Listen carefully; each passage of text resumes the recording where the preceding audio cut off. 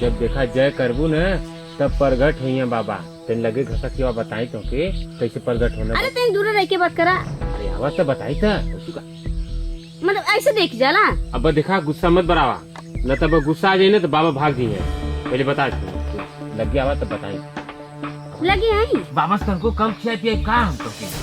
अच्छा ये बात बाबा बाबा ना आगे बाबा ना। अरे ए बाबा कर एक बात बता देते कि तू हमारे साथे ना इंसाफी कर। आज जवन आई पहले हम बाबा। बाबा अरे बाबा बाबा। भागा बाबा। बाबा अरे रुके रुके बाबा हम देखावे आइल बानी। ऐसा काम कहती कि दिखावे आल है। बाबा देख ला दिखावे आल का दिखावे आल अरे बाबा दिखावा का दिखावे आल का। अरे हम कुछ नहीं देखावे, हमारा आदमी फिर भाग गए। 2 दिन हो गए घरे नहीं आइल बा। अच्छा चला चला वो तो आई है, लेकिन बतावा का दिखावे लिया आल लोग। अपने आदमी के देखावे आइल ही भाग गई। तो अन्य भाग गई। हाँ फिर भाग गया।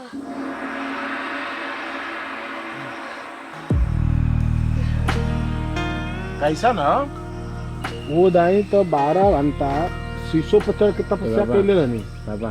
एक बेरी हमनी भी तो 24 घंटा तोरे खाली तपस्या कर बाबा कारे पहले हम पहले तुम नहीं पहले करा तू ही करा तू ही ठीक करा फिर बोलावा कर मर देख तू ही बोलावा कराला हो ऐसे कराला ऐसे कराला हम जाते हैं करावा। तू देखा ला? हाँ हम बहुत बढ़िया देखिला। तो देखा बोला तरंगी बाबा की जय हो। ऐसे क्यों देखा ला? ऐसे वो बाबा देखे ला? जब देखा जय करबू न तब प्रगट हुई बाबा।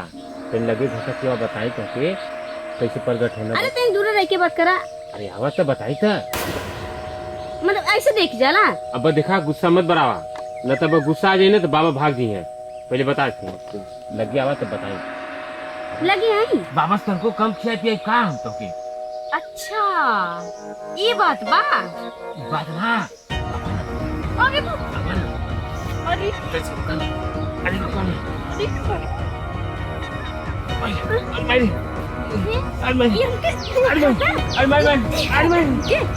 ऐसे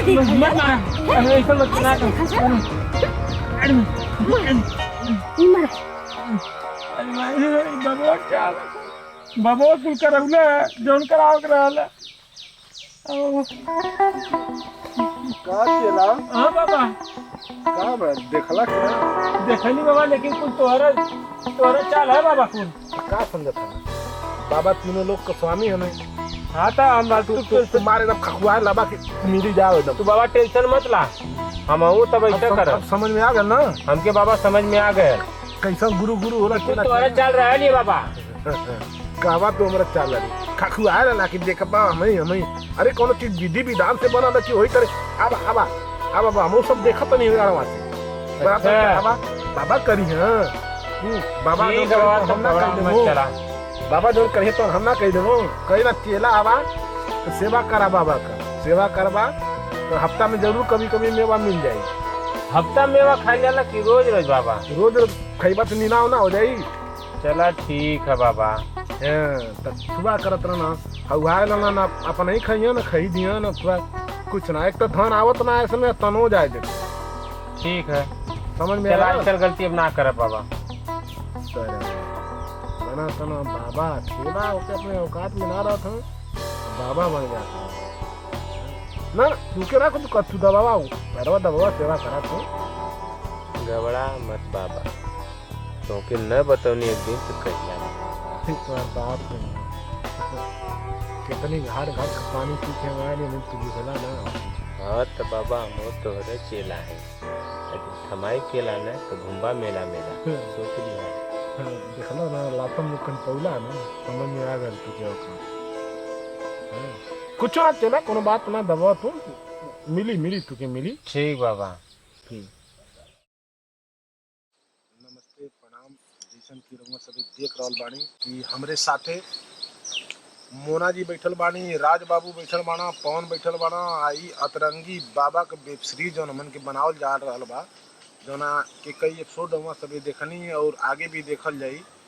ई एपिसोड बनल, ई एपिसोड बनौले का मात्र एके ठे उद्देश्य रह कि वीडियो ढोंगीपन के खत्म करे खातिर बनत बा, ना कि कोनो समाज में एकर गलत संदेश देवे खातिर।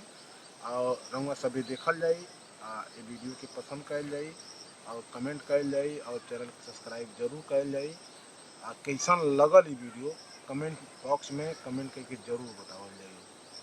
जय अतरंगी बाबा। जय हो अतरंगी बाबा की। जय हो।